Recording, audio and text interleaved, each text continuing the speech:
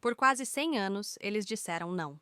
Enquanto o Brasil colonial era construído sobre a escravidão, um Estado independente, livre e africano em sua essência, declarou guerra ao sistema.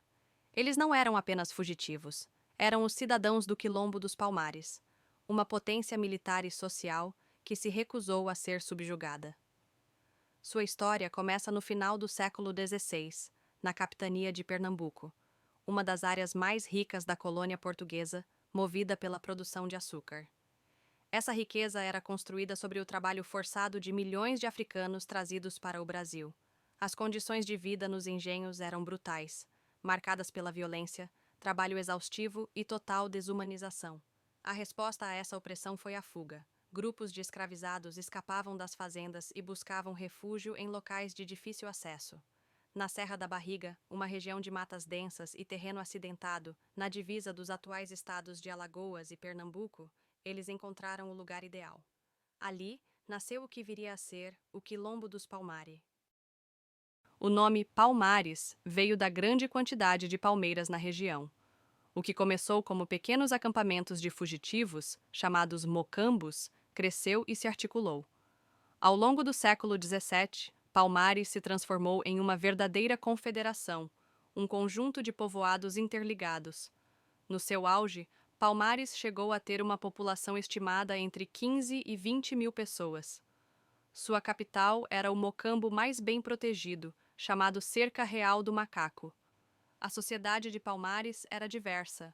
A maioria era de africanos e seus descendentes, mas o quilombo também abrigou indígenas e brancos pobres ou foragidos da justiça. Lá dentro, eles desenvolveram uma sociedade autossuficiente. Plantavam milho, feijão, mandioca e batata. Criavam galinhas e porcos. Eram hábeis em metalurgia, transformando metais em ferramentas agrícolas e, principalmente, em armas para sua defesa, como lanças e flechas. Desenvolveram uma organização política e militar complexa, baseada em modelos africanos, com um líder principal eleito entre os chefes dos mocambos. Por quase 100 anos, Palmares representou uma ameaça direta ao sistema colonial. Era um mau exemplo que incentivava novas fugas, e, por vezes, seus habitantes atacavam engenhos para libertar outros escravizados e conseguir suprimentos. Por isso, a coroa portuguesa e os senhores de engenho organizaram dezenas de expedições militares para destruir o quilombo. A maioria delas fracassou, derrotada pelos guerreiros palmaristas, que usavam o conhecimento do terreno e táticas de guerrilha.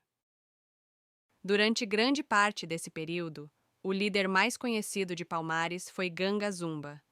Ele governou por décadas, comandando a resistência contra os ataques.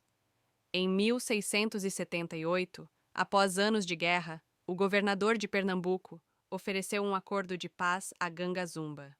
O tratado previa que os nascidos em Palmares seriam considerados livres, mas teriam que se mudar para um local designado pela coroa, o Vale do Cacaú, viver sob autoridade portuguesa.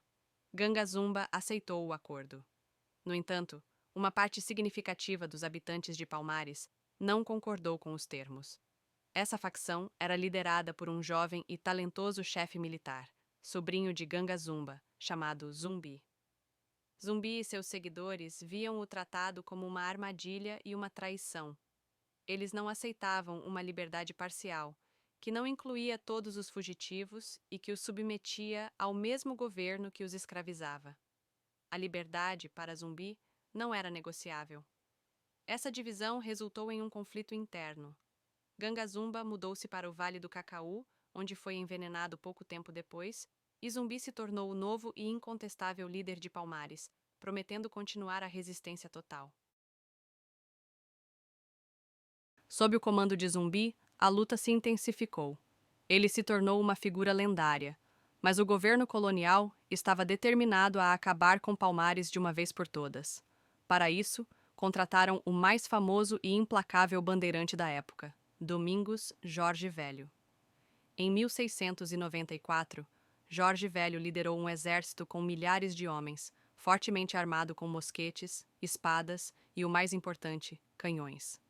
A artilharia era a grande vantagem contra as fortificações de madeira de Palmares. O ataque se concentrou na capital, a Cerca Real do Macaco. O cerco durou semanas. Os guerreiros de Zumbi lutaram com bravura, mas o bombardeio contínuo dos canhões abriu uma brecha fatal na muralha. A invasão foi violenta e a capital de Palmares foi destruída. Centenas morreram em combate ou preferiram se jogar de um penhasco a serem recapturados. Zumbi, no entanto, conseguiu escapar com um pequeno grupo de seguidores. Ele continuou a luta por mais de um ano, em forma de guerrilha na região. Tornou-se um fantasma que assombrava os colonizadores. Mas, no fim, foi traído por um de seus próprios homens, que, sob tortura, revelou seu esconderijo. No dia 20 de novembro de 1695, Zumbi dos Palmares foi encontrado, emboscado e morto em combate.